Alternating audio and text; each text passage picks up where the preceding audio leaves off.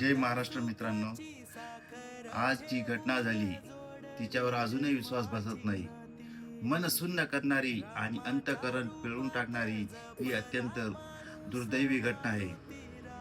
प्रशासनावर मजबूत पकड, निर्णय क्षमता, कामाचा वेग आणि शब्दाला जगणारा नेता अशी आदरणीय अजितदादांची ओळख होती.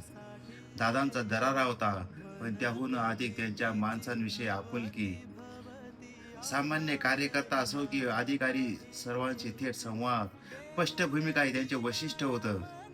धडाकेबाज निर्णय, दिलदार स्वभाव आणि अफाट कार्यक्षमता यांचं मूर्तिमंत उदाहरण असलेले महाराष्ट्राच्या राजकारणात ठामपणे उभे राहिलेले अजितदादा आज आपल्यातून अचानक हरवले.